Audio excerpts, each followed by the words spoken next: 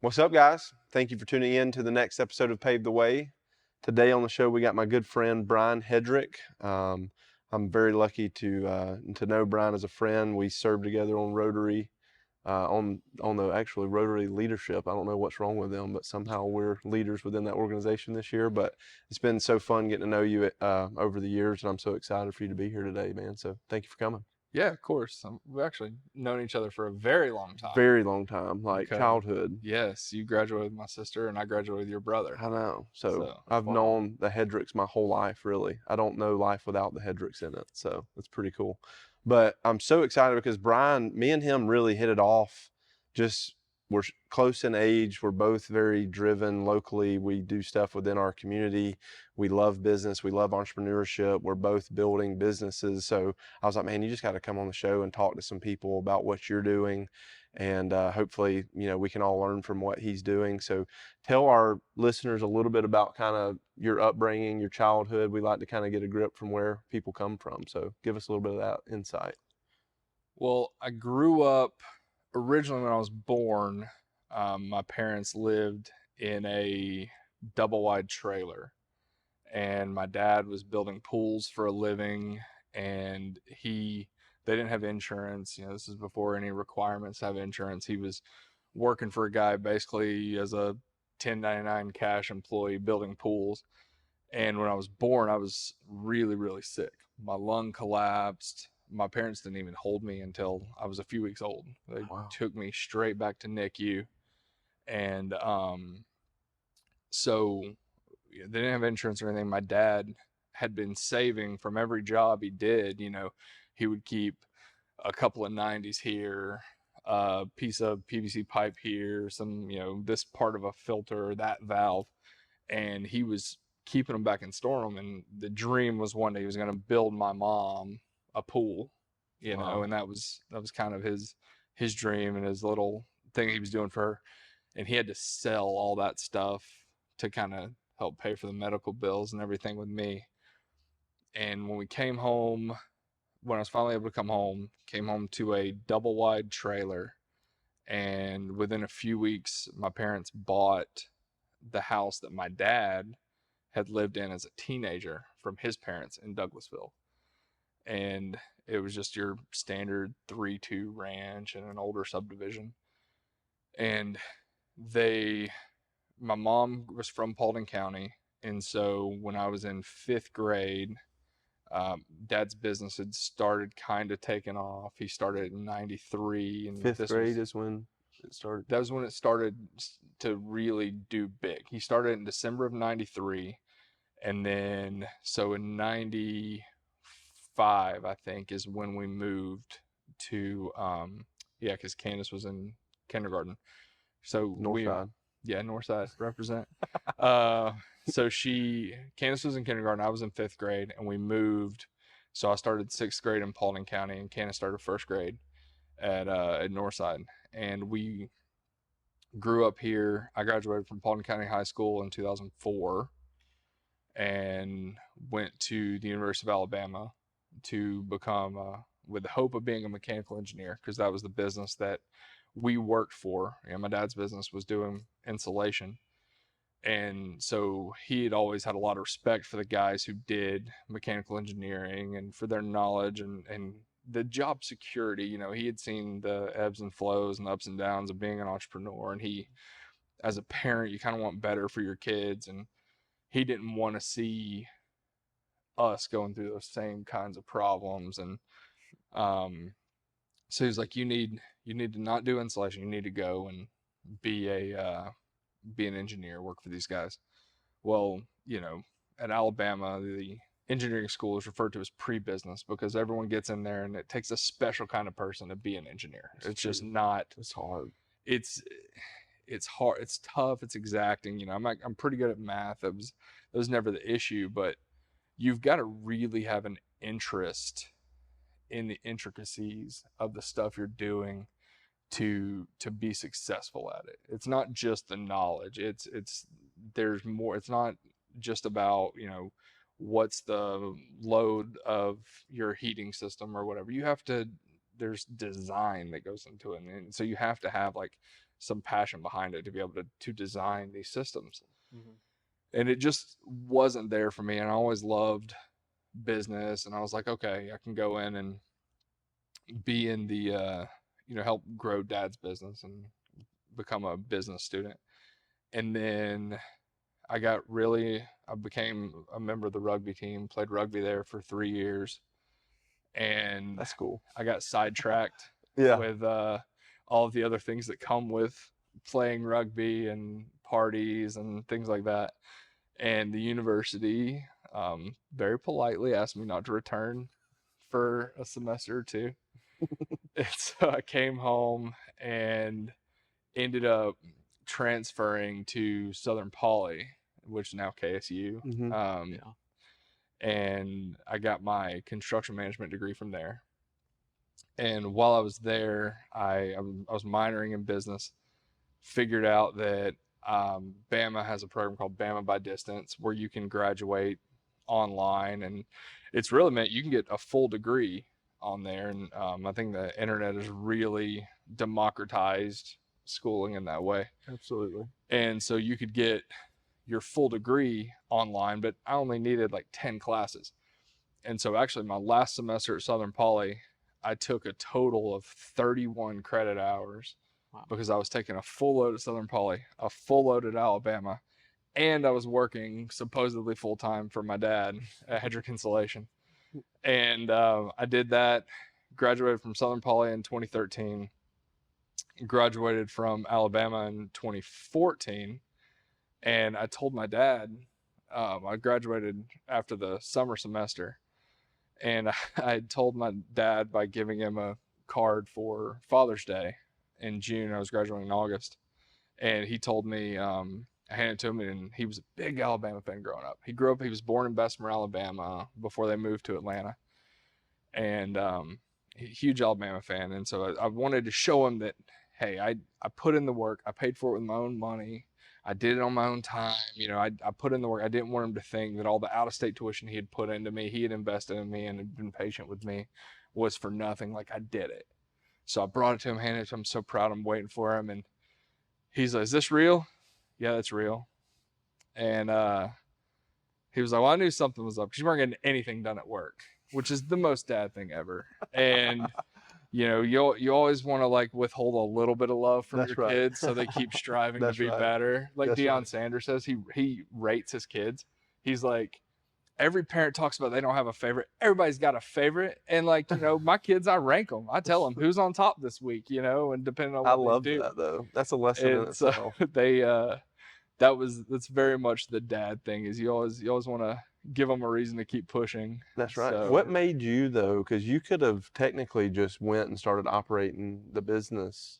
You didn't technically need a degree to run the business. Correct. Did you feel, was it a sense of, I'm wanting to make sure that I have all my ducks in a row before I take this venture on? Like, what was that? Because a lot of people wouldn't have that drive to do that behind the scenes. They would have just started running the business.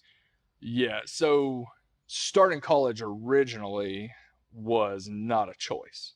That was straight up, Dad, you're going to do this or you're on your own. Like, you're going to college. I'm giving you an opportunity that I never had, paying out the nose for out-of-state tuition, dropping me off in Tuscaloosa in a brand new truck and a credit card saying, have fun, but study hard. And I only heard the first part and he was pulling out, And so it was part of that wanting a better life for his kids. Right. Yeah. And so it was never a choice to go to college. That was, his generation saw college as the path to success. Yeah.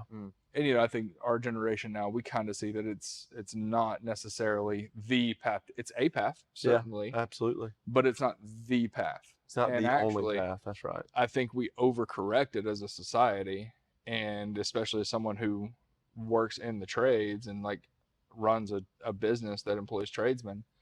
I think we've overcorrected as a society by telling people that is the only path to success. And there are, like, my wife and I, her mom was a teacher who's got her specialist from UGA, a couple of different masters. My wife, she's an attorney from Emory, and she went to UGA, got two undergrads, and she became an attorney. Like, she had her whole life education, education, education. That's all she knew until she met me. And like, she said, I never understood why anyone would be a plumber, why anyone would be an electrician, why anyone would be an insulator.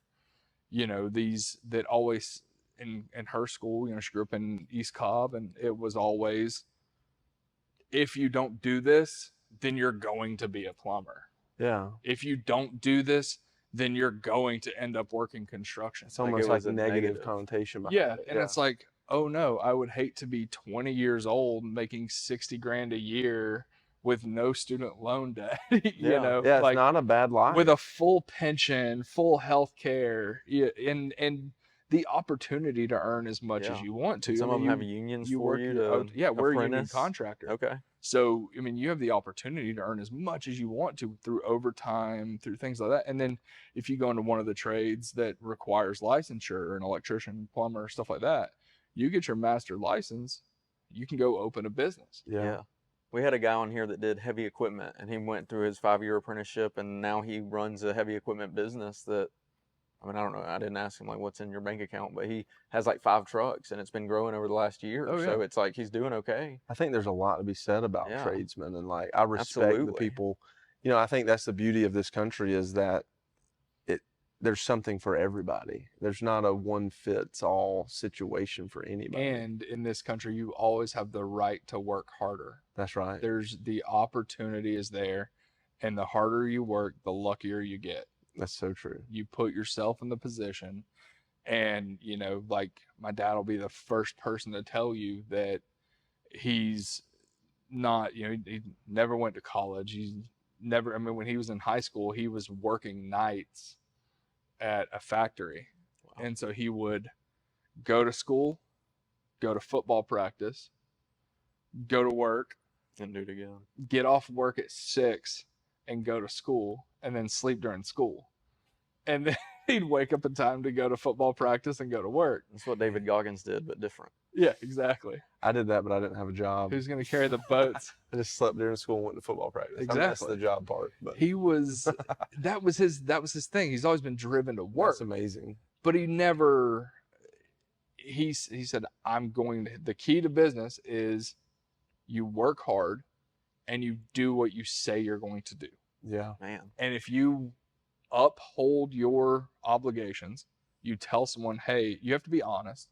So set expectations, but set honest expectations, and then follow through. That's it. It's that simple. And the second you can't follow through, communicate with a new plan and say, we can't do this. This is what changed. Yeah. And if it's a mistake on you, this is what changed. And it's because I wasn't aware that this standard changed, and you're not allowed to do that anymore. Own it, communicate, and say, but here's what we can do different. Yeah. Don't ever pass your problems on to your customers without having a solution. That's a great piece of Dude, advice. that's right like there. key communication right there for the show. That's like, so basically, why do you think it, because I don't necessarily always take the stance that that's hard, but why do you think that's not common amongst people if it's not? Ego. There's been a lot of there's a lot of society where we've been conditioned, and I don't know how this happened, but you've been conditioned to never admit being wrong, never admit that you made a mistake, because people feel it makes them look weak. It makes them look like people they get didn't have embarrassed. a handle on something. You can't know everything about everything. No. You can't control the weather. You can't control another driver coming in and T-boning you on your way to a meeting, whatever. You can't control any of that stuff. What you can control is how you handle and how you react to those things. But people have an ego associated with never being wrong, that I'm the best. And of course I knew this, I planned for this, and they love to cast the blame and push it on someone else.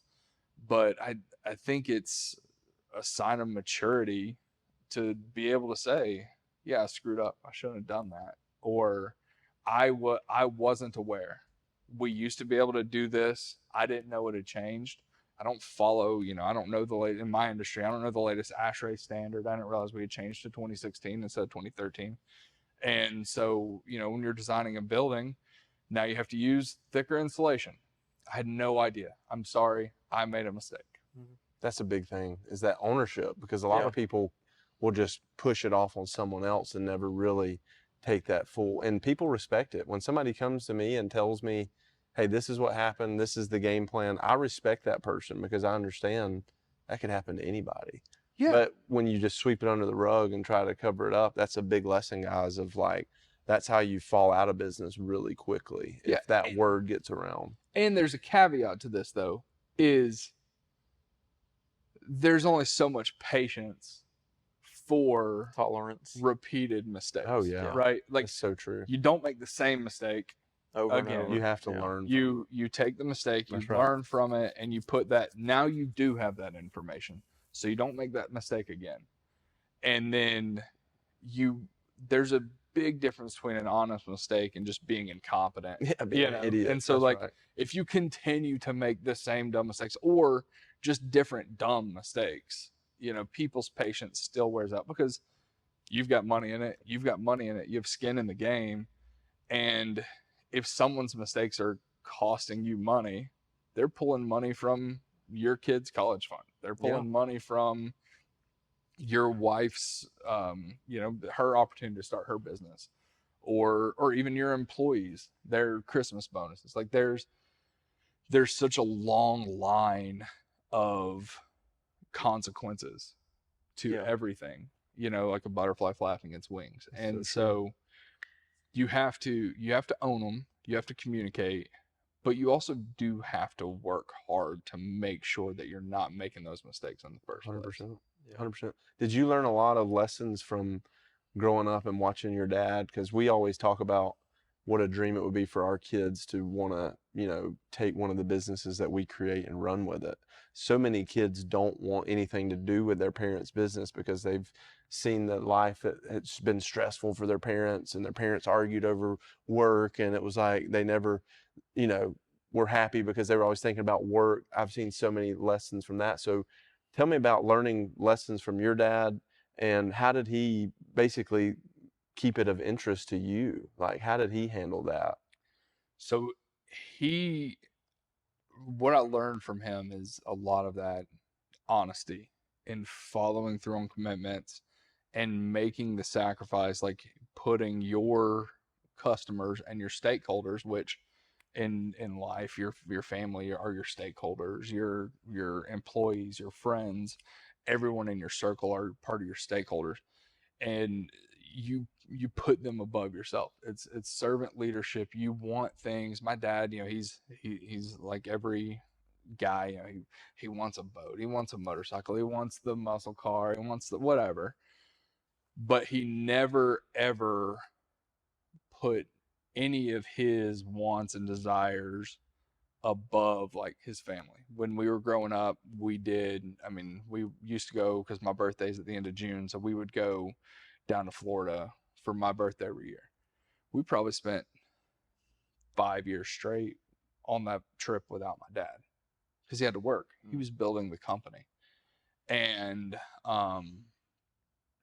I think about, when he started the company, one of my most prized possessions is I have his original job list from 1993 and it's like in one of those like school report folders, with the clear thing and the green back on it and the little black like clip on it. And he started it in December of 1993. So he had a 3-year-old and he had an 8-year-old at home. And my mom was working at Norfolk Southern Railway, and Dad was working for a guy who was not following through on the commitments he had made to him. Because my dad was an insulator, he was in the trade. And he got pulled into the office because he was like apprentice of the year, skipped a year of his apprenticeship because he worked hard, took every hour of overtime he could. And he was basically, he was a second-year apprentice who was a third year in the program, and got pulled into the office because the guy was like, you work hard, you're on, like, come in here. But the guy was basically paying him less than he was making as a second year, and just kept making him promises, oh, you're going to get a truck allowance, oh, you're going to get this, you're going to get that. And finally, Dad had just had enough. And he's like, I can't do it anymore. I'll go back to building pools. And, you know, our main customer actually came to Dad and he's like, you need to start your own company. I'll keep you busy. And Dad's like, I'm not interested. I'm going to go back and work on building pools again. And he had done everything. He had built pools. He had been a carpenter. He had worked on an oil rig. He, my grandfather owned nightclubs. He worked there growing up. Like, he did everything. But he was like, I'm going to go back to building pools. I'm not going to do this. I'm getting out of the industry completely. But the guy who we did do most of our work for to this day, he actually told him, start your own business. I'll keep you busy. I like working with you. And convinced him, and Dad took the leap. And I think back to where he was at, and now that I'm a parent, and you got an 8-year-old and a 3-year-old at home, and it's Christmas time, and you're quitting your job and you're making this leap. And I just can't imagine. It's hard to think of our parents as like being scared and not having all the answers. But like, I never found that list until after I became a parent. And now, like, it's one of my favorite things, because I held it, and the first time I held it, I like got teared up. Like, I'm getting like emotional thinking about it now, because I held it and it's like I could feel what he went through and how scared he was jumping into that. And he started kind of your future. He did. I mean, absolutely. In that list. And it could have. And so I look at that and I'm like, this isn't a piece of paper. Like, this is my family's legacy. It's a legacy. It's our future. And you know, there's no one, now that I'd been running the business for a few years before I found it too, in like an old filing cabinet. And like, there's no one in the world else that can appreciate it but me and Dad. Yeah. Like, that's our connection. And I'm so incredibly thankful for the opportunity. You know, he cleared the forest, built the runway, built the airplane, paved the way. He paved the way. Yeah. he got there. All I'm doing is keeping in the air, right? Like, I'm trying to fly higher, but like, he did all the hard stuff. And I'm thankful for the opportunity. I'm thankful for the life that it gave me growing up. I'm thankful for the life it's allowing me to have now, and for my girls to have. But in the same way that it gave me that, I feel like by me taking over, I'm able to continue his legacy, and almost as a way to like show the appreciation to him. You know, the work that he put in, it's not forgotten. It's not, we're going to work because this is our 30th year in business, and I took over at 25 or 25 years. And so he was like, it could have just been done. Yeah. And everything he worked for, his identity for 25 years of his life that he built, his family. And there's no way that I could just be like, yeah, shut it down, bye. I mean, it was like my other brother, it was our whole, part of our family. Well, it's truly a family business. And on this, who would you say is your biggest inspiration in life? I think it's got to be Dad. That's got to be your dad, without question. My biggest motivation is my wife and my kids, children. Yeah. But my biggest inspiration is my dad. Like, I think that a lot of people are lazy. You're going to go to the path of least resistance. Animals do that. Yeah. They're swimming. It's like over 50% type of deal. And my test for myself with anything, if I'm like, okay, I'm going to go, there's dishes in the sink, but I want to go sit down and watch this, or, I never make the bed because I'm always the first one out of it. But, if I'm there on the weekend by myself, am I going to make the bed? And I think to myself, if I tell myself no, and I start to walk away from any work, any job, it doesn't matter if it's blowing the driveway or taking the trash out. If I'm walking away from any job, my test for myself is, if I'm being lazy, or if if it actually doesn't need to be done, is, would David Headrick leave that way? And that's my laziness test. That's the litmus. And I love that. 9 times out of 10, he wouldn't. And then I got to drag my lazy butt out there and do whatever needs to be done, because that's the example that I want to set. And that's the kind of person I want to be. And so to be the kind of person, the person of your dreams, just do what that person does. Like, eventually that's who you are, right? Yeah. Hang out with a good mentor. We I'm emphasize not there yet. mentors. I'm so not there yet. I'm still like so lazy, and I resist it every day. But that's part of it, is like making yourself do it. And maybe he did too. I don't know if you asked him. Yeah, I mean, Maybe he did you guys don't love like waking up and, I mean, you love there's parts of running a business that you love, But right? there's a lot of parts Everything that you don't. you love. But Yeah. there's a lot of parts of it where it's super stressful. I was talking right. to another guy that we're in Rotary. I'm not gonna name anybody, but he's talking about, you know, things not going well, and he's pivoting and changing some things in his business right now. And it's like, and I've been there. You know, we've had some struggles last year, you know, with some old projects left over from COVID and material increases and things like that, and working in healthcare, which we primarily do, dealing with COVID and navigating that was hard. Yeah. And I think having that motivation behind me to where it's Headrick Insulation and I run the company, but like, it's not Brian Headrick Insulation. Like, it's absolutely David Headrick Insulation. You know, like, it's not my company. My parents built it. Like, Yeah. I didn't build that company. It's not my legacy. You know, it's always going to be, if it goes down to my girls, it'll still be carrying on, you know, Papa like, Dave's. Dude, and I honestly, it like makes me emotional almost, the way that, like you said, you got a little emotional, and I was thinking like, man, this makes me a little emotional thinking about hopefully one day our kids having the same perspective that you have, because so many kids want nothing. I said it earlier, they want nothing to do with the family business, but having that perspective of, man, I want to help carry this legacy of what my dad did. That inspires me. Yeah. Like, it really does inspire me. I would love for my kid to be sitting in that same scenario. Well, Yeah. it's got to be earned. Yeah. You know, it's not just about working hard. You know, like, there's a lot of people that work hard in their businesses. It's about working hard and not taking the easy way out. Doing everything he did when he went home. And, you know, the story I tell myself, like, there's a lot of things in contracting where if you get bigger and bigger, you can start to take shortcuts here and there, you know, where you can make a decision that kind of, you know, might stick it to someone else, but it'll benefit you. And like, my test, you know, when I think about that, I think about when I go home and like I see my reflection and like my daughter's, you know, baby blues looking at me. I want to know that what she's seeing is something I can be proud of. Mm-hmm.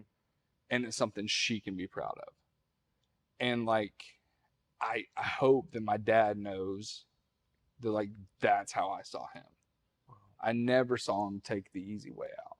It was always, he could have, especially, you know, living in a small town and having a little bit of influence and knowing some people, could have made some choices, joined some development projects that probably would have made him a lot of money. And I know of some specific ones, but they would have come at the expense of some other people. And the projects got built, but he just wasn't a part of it because he's like, I don't believe in that. Yeah.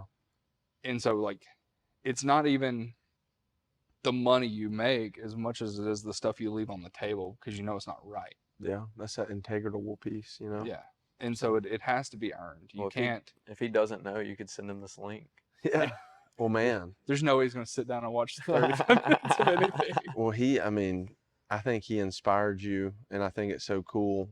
I mean, I respect your dad because I just think he did a great job with you and Candace building, because I think it's very challenging to raise kids with, you know, a different lifestyle. Like if you've built something for yourself, a lot of times your kids don't take it. They do take it for granted. Oh yeah. You And know, luckily, so- you were 8 years old and got to kind of see Yeah, him you get got- started.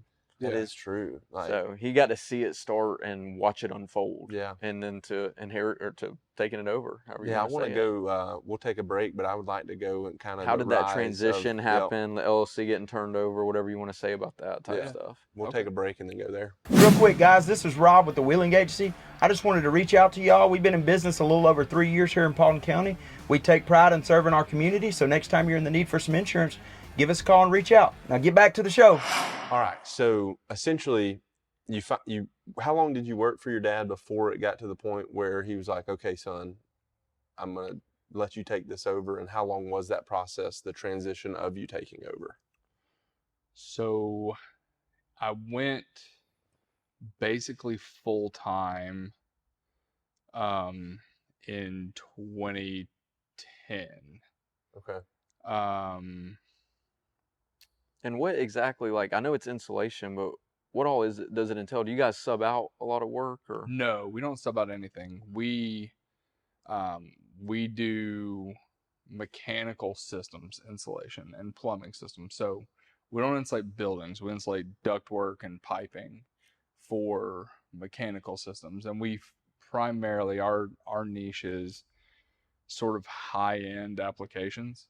Yeah. So critical infrastructure. So we focus on data centers and we focus on healthcare.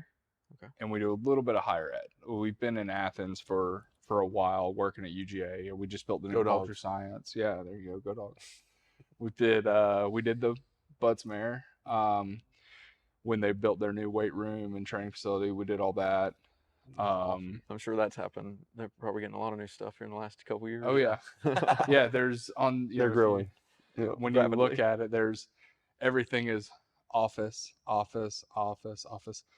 Kirby's office is like on the plans, like called out like specifically. There's not no one else gets their name on the drawings, but Kirby's office is He right earned it. there on the drawing. He earned it, bro. So they but we did the new Butts-Mare, we did Wilson Farm. So we do some higher ed stuff at UGA. We've done some stuff at Georgia Tech, but mostly we focus on data centers and healthcare. And the reason for that is we're never going to be the cheapest because we have different standards than everyone else. And even being in a union, everyone in the union receives, very similar training. You can go and go to school for 4 years. You can come out and you kind of know what you're doing, but it really depends. I say everyone can do the same top. Every company in this union has one or two guys working there at least that can do the best stuff you can think of. The difference maker is it's not even who has the highest average level of quality. It's who has the highest, lowest standard. So who has the highest standard for like the lowest level of quality they're willing to accept. And for us, it's always, would I accept this at my house? And if the answer is no, you tear it off and redo it. And if they're tearing it off and redoing it, like that's coming out of my pocket. But like we talked about before, I'm not putting my dad's name on anything that he wouldn't sign off on. Mm-hmm. And if you talk to our foremen and stuff, they understand it's up to them to enforce that standard. And they understand they have my full support to go to guys and say, hey, that chilled water valve, yeah, it's sealed up, it's going to be fine, but that's not how we do stuff here. You need to tear it off and redo it, and I'm going to show you how. Wow. And so they're empowered to spend that extra money and spend that extra time to train people up, especially newer guys. We have a really good core group of guys that's been with us since before I even worked here. Wow. Some of them, their dads have retired from the company. That's awesome. And so we've had a lot of time. I've grown up with them. They've known me since I'm 10 years old running around. And they all understand that the standards, when dad wasn't there every day, the standards didn't change. Good. It's still everything that he's going to do. And so like our minimum acceptable level is much higher than any of our competition. Mm. And there's several things that we do differently that cost a lot of extra money, but it's the right way to do it. Mm-hmm. And so that's why we focus on areas where we can afford to take the extra time and the extra effort. And data and hospital is that. Yeah. And yeah, then, because with data centers, you've got, miles and miles of pipe. We're doing a job now that's our portion of it. We're doing about 35% of it. Just our portion of it has over 3 miles of 30-inch pipe wow. on this one project. Like, what is it? It's a data center. Okay, down just in one data Fayetteville. center. Yeah, this is just one one. building, and they're going to build. And that's 35% too. Yeah, and they're going to build more of these on this site. And Perfect. so, like, this is That's good. the whole thing.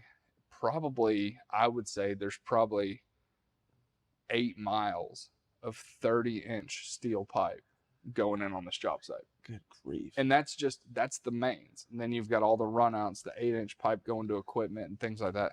So is that what you were doing in that 2010? Did you start at like the very bottom of learning the company from the bottom up? How did that work? Yeah, I started in did the you have to company. learn it all to get to the position? Like, it's like you had to learn this, then this, then this, and then now here's your company. That's how it should work, right? But yeah, how's it work? There Yeah. should be a process. We're a union company. You have an apprenticeship. You go in, and you would think that that's how it would work. And the best laid plans. And I was working there full time. And July 19th, my dad had a heart attack. Of my what year? mom, I think it was 2009. Oh wow. So the year It before was you started. 2009. Yeah, 2009. He had a heart attack, and he went from so my aunt was working there full time, and she was an electrical engineer from Georgia Tech. And so she had incredibly smart woman, incredibly capable, no interest in mechanical insulation whatsoever. She was only there because my grandmother lived in the house in front of my dad. She had Alzheimer's. So my aunt moved home to be with her in her last years and everything. And so she was working there. Well, my grandmother passed 2 weeks prior to my dad having the heart attack. And I remember my grandmother's funeral was on a Saturday, and it was on my birthday. And then so that was June 26th was her funeral. My aunt quit a couple weeks before that. When my grandmother went into hospice, my aunt was like, okay, this is what I was here for. I'm moving back to Utah. She was, and ended up becoming a wildlife biologist, like studying mule deer and stuff. Wow. She literally like wrote the book on mule deer habitats or so. So there's no interest in insulation though. And she had quit and left. My grandmother died 2 weeks later. I was getting ready to go to a golf tournament for work. My dad was coming with me. And I was getting out of the shower. And at the time, our office was not in my dad's house, but at my dad's house. He's got a separate building out there. And the secretary came and like knocked on the door to my bathroom upstairs in our house. So she came in our house and went upstairs to my bathroom. And like I opened the door, I'm not wearing a shirt. I was like, Kathy? And she was like, your dad had a heart attack. Your mom's taken him to the hospital. And like everything else fell away. So we went from having 3 full-time employees to 2 to 1. And that one that was left was the least qualified to be running anything. And it ended up, and I can say this because I wasn't the guy that, you know, got my chest ripped open for a bypass surgery and everything. It ended up being such a massive blessing in my life. You know, my dad's okay. He's still, this was, you know, 14 years ago. He's still good, no problems, you know, regular checkups, and they said it was miraculous that he survived. But he had been getting in shape before. He was in the best shape of his life since he was a teenager, and that's when he had the heart attack. Dang. Did 08 But- have anything to do with it? No. I mean, Okay. our business, because we have Because we you were have doing the ebbs and flows, hospitals and but we're in stuff. hospitals and we're in data centers. Those businesses are pretty recession proof. I'm not saying there's infinite money or infinite work. You still have to be competitive and hold up, but there's always going to be more people. There's always going to be more need, especially nowadays for the data. So, but it was his time. He was 47 years old and he had a heart attack. You think it was stress related from building the businesses?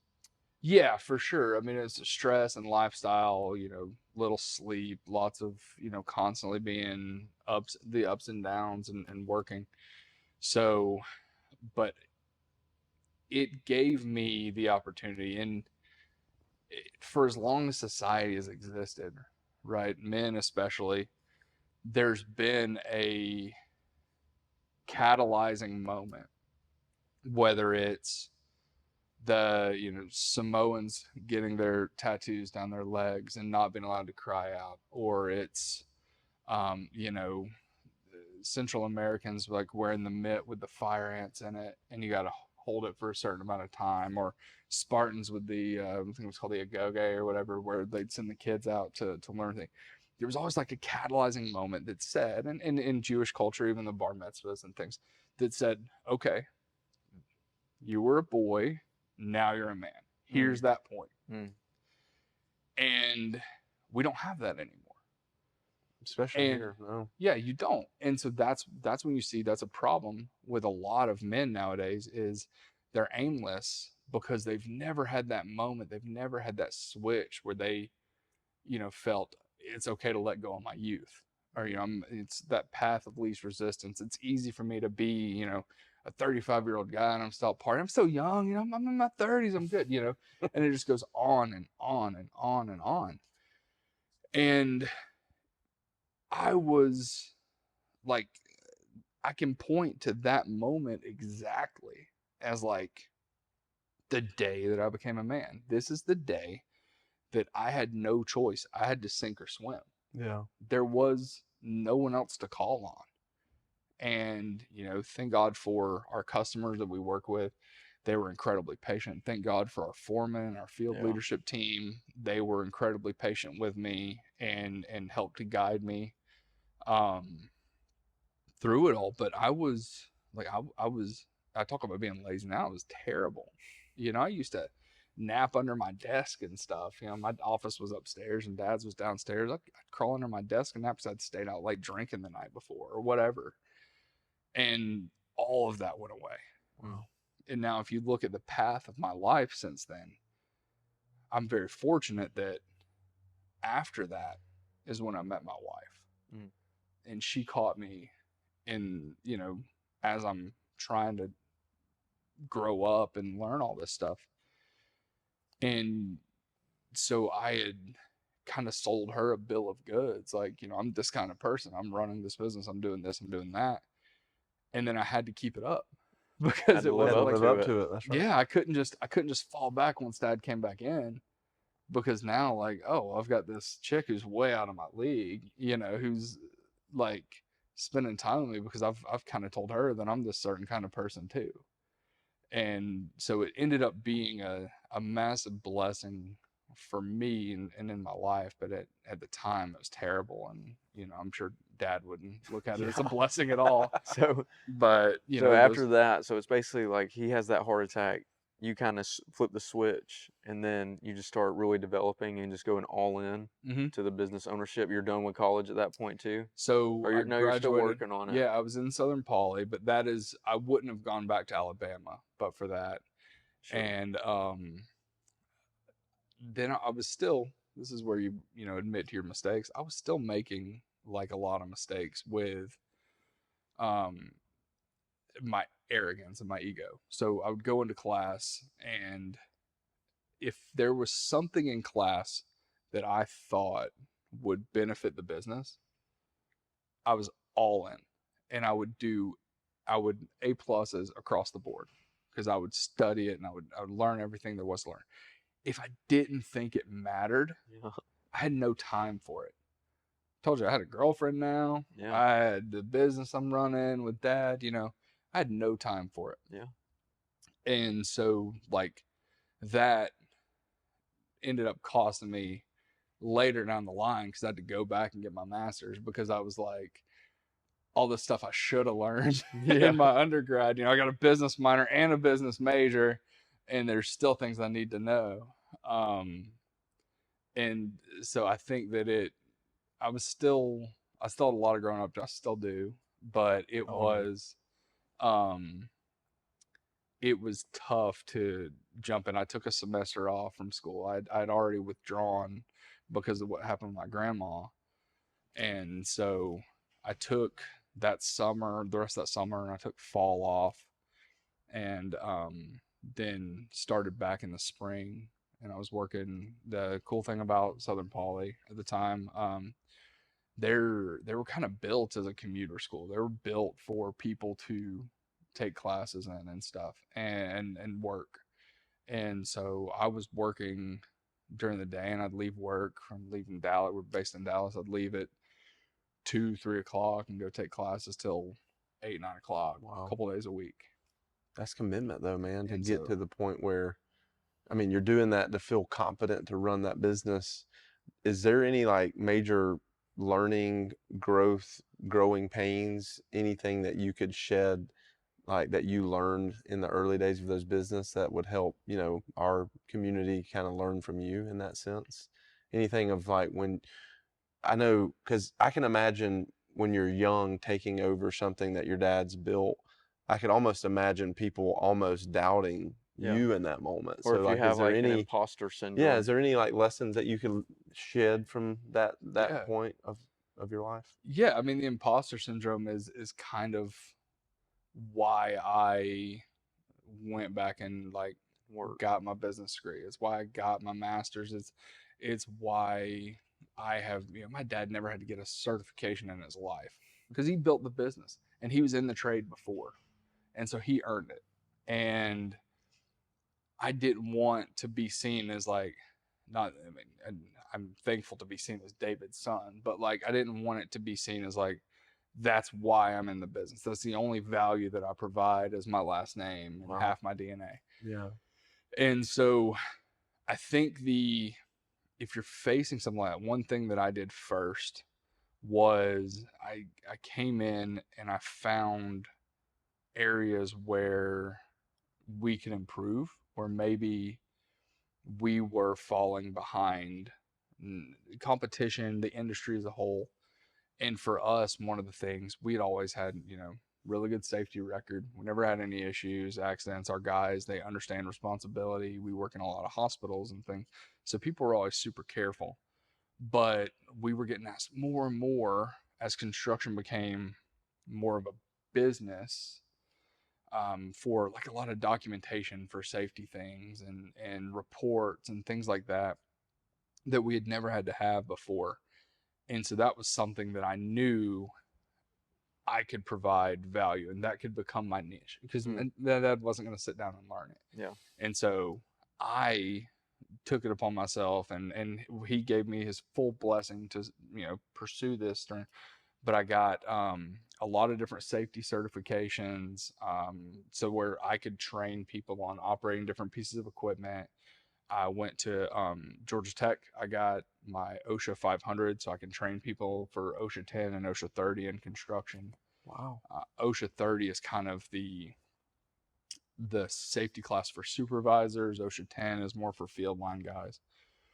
And so we were able to bring all of that in-house, and taking that ownership and putting myself into a role within the company that Dad wasn't able to fulfill. I mean, obviously he could have done it, but he Yeah. wouldn't have. Yeah. He's not interested, and he had enough going on. That's kind of started the journey for me with the guys in the field seeing me in a different light. Like I had value outside of Dad. Yes. These are the things that only I can do. And being really collaborative with them and working to figure out, listen to their voice. What do you think we should do different? What do you think we're doing great that you haven't seen in other places? And my big thing in the company is like, there are no sacred cows. There's nothing that we do that's just because that's how we've always done it. And if there's a better way to do something, that's the way we're going to do it because we're better. We are the best. We're not the cheapest, and we're not the most expensive either. But we're not even close to being the cheapest in the industry. But we are the best value. We represent the best. We take an ownership of everything we do, and we treat it like it were our own. And so that takes a level of commitment from me, from the guys. And I think if you're in a position where you feel like maybe you shouldn't be there, you haven't earned it or whatever, find something that you can own. Yeah. Find something and you can use that as that's your foundation. For me, it's the safety training. I still keep it up. I've got my, construction health and safety technician. I'm working to grow from there into like the gold standard of safety. Construction safety is something called a CSP, the Certified Safety Professional. And you've got to have like several years of experience. It's a very robust vetting process to even sit for the exam. Then you have to pass the exam. And I've got a lot of other things going on where I could put that on the back burner. Sure. But it's by me making that commitment, it shows the guys in the field that I'm serious about it, and it shows our customers that we're serious about it. Yeah. To where it gives us a professionalism that's lacking in a lot of construction trades, where it's always been a good old boy business. It's always been handshake deals. It's always been, and now it's a business. I mean, it's a big business. And there's a lot of liability that comes with it. So having Absolutely. safety at the forefront is huge. Yeah. And I think just to pause in that is so important for people to hear. Yeah. Even if your dad didn't start the business, like if you believe in that business and you want to make that a career, add value just like he did. Take Find ownership. holes in the business Yep. where you can improve it. That is such a lesson to be learned, that you just turned the company and you said, I'm going to think of this company as if it was my own, and where are we lacking? Okay, our safety could improve a little bit. I'm going to go be the safety And guy. provide that value. I'm going to bring that value to the table, and people are going to start looking at me differently. Anybody can do that in any organization. Like, And it doesn't have to be something you're passionate about either. No, it can be a Everyone's hole in always- the business. Yeah, everyone always is like, well, it's not my passion. Who cares? Who cares if it's your passion? Yes. Think Your about this. passion should be being the best version of yourself. And the right. best version of yourself solves problems. It provides that value. It brings things. There was a guy that works for our customers. He was the reason that they started using iPads on the job site. And he's running projects. He started as a co-op and he was like, look, nobody wants to sit down and program all these iPads and set up everybody's Apple IDs and do this. And he did it. And it's grunt work. No one's passionate about setting up Apple IDs and setting up company emails for construction foremen that are just going to throw it in the gang box until, and then you ask them about it. Where'd it go? Well, I hadn't plugged it in the charger for 6 weeks, but he did that because he knew it needed to be done. He knew now everything is on Procore and you pull up drawings and punch lists on your phone, and no one was doing it. Everyone had flip phones. They all had the rugged phones or the Nextels. Remember Nextel? Oh, yeah. Everyone had that, and he took it upon himself. And so it's not anything.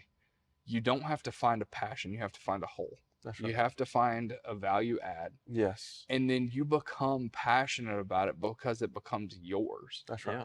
And it betters the because- whole organization. Yeah. I didn't start out. I didn't know anything about safety. I was passionate about guys being safe, That's right. but I didn't know anything about safety. Sure. Certainly not enough to be passionate about it. And it's an addicting feeling, making things better. Exactly. Like winning, improving, making things better, adding value. That's right. That's where is the passion plays an in. obsession. It's Like, that positive snowball Yeah. of like, I keep momentum. I just keep doing things that make us better, make us better. How has it been 5 years now? Are y'all trending upward as far? I know your dad probably is still involved somewhat, but I know you're kind of running the show right now. And is it trending up as far as Yeah. the flow of business? and did that transition occur like from the safety thing? Like, So it certainly helped us. The safety thing did. I think it gave us, like I said, the professionalism, and then through school, you know, I learned a lot about business writing and things, and I would recommend everyone who, if you, I don't think everyone needs to go to college, but if you don't go to college, take a business writing course. Learn how to write an email, because nothing, to me, I think that's the biggest. You can learn everything on your own, but you really can't learn writing on your own. You have to have feedback. It has to be collaborative. You have to have a teacher marking things down and telling you and giving you feedback back and forth, back and forth, back and forth. And, you know, like, I'll write short stories on my own, like, just to like find a voice, you know, and know how my writing style is, and to keep improving. I think that's the biggest separation between people who've been to college and people who haven't, is the ability to write professionally and get your point across. So sorry for that sidebar, but That's good. we have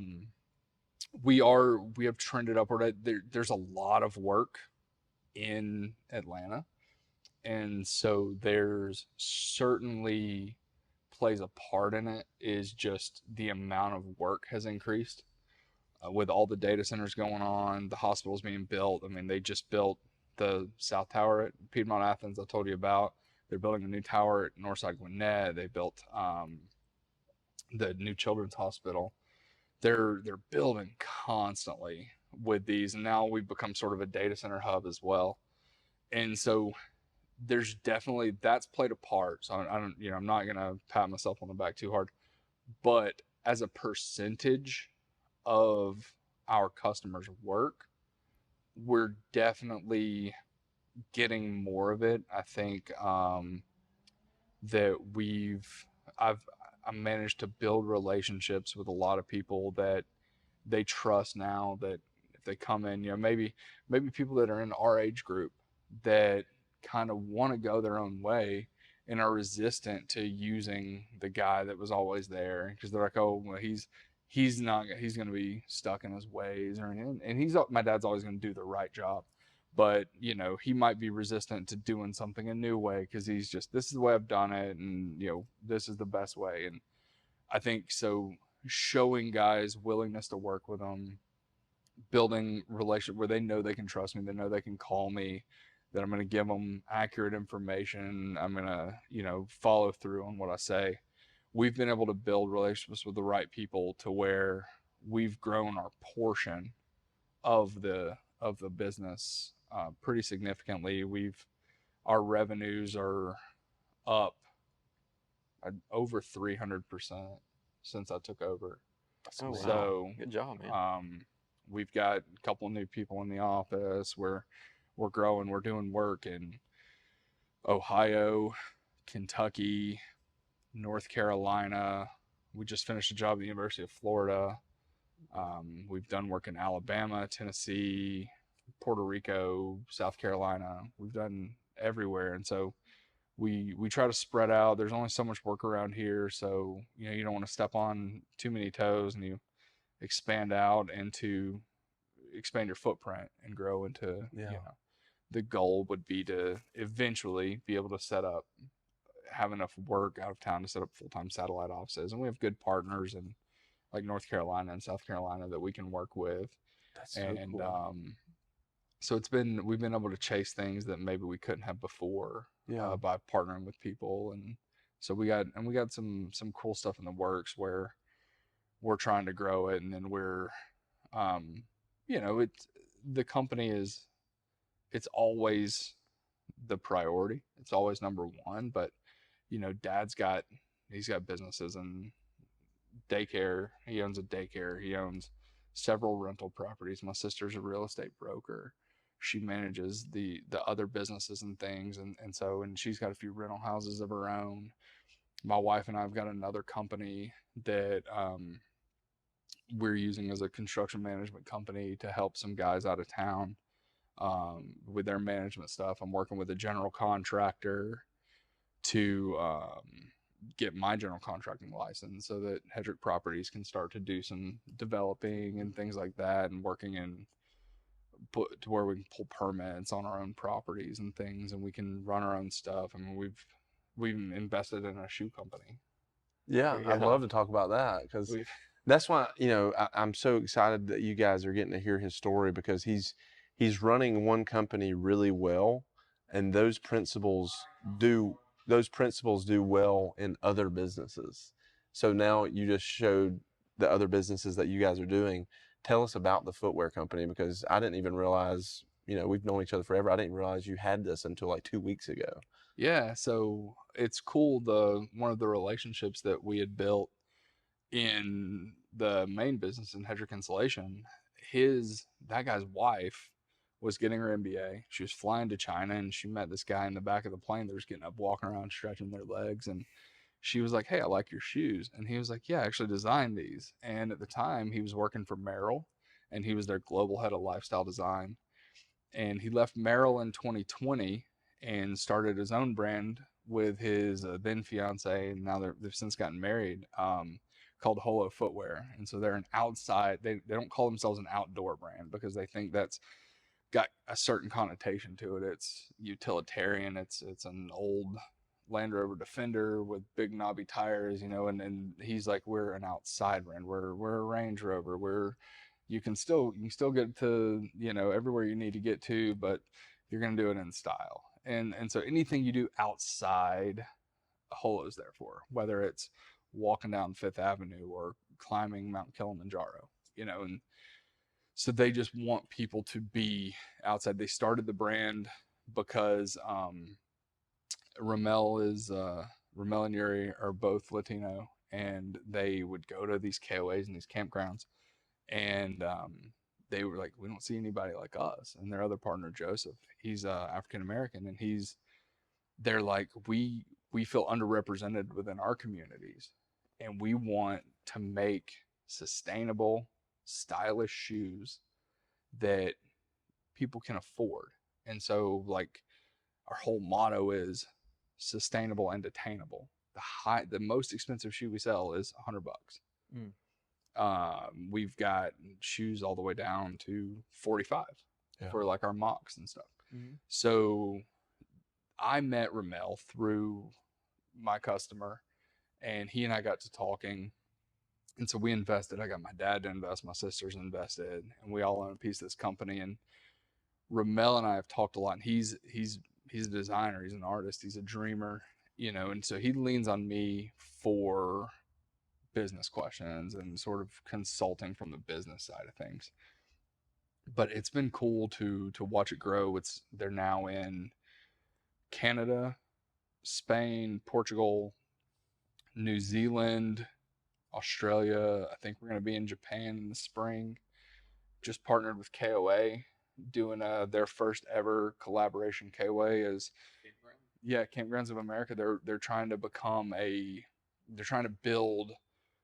They're such an essential part of Americana. That everyone knows KOA. When you say KOA, everyone knows KOA. You can see the logo, right?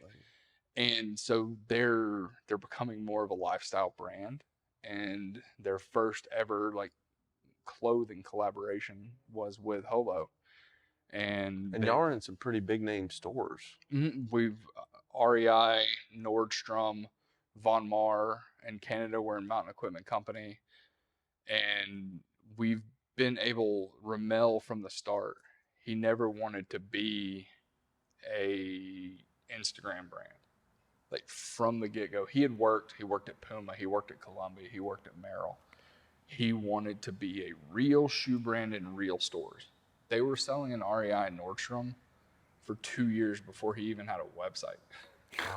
Like when I invested in this company, it didn't even have a website yet.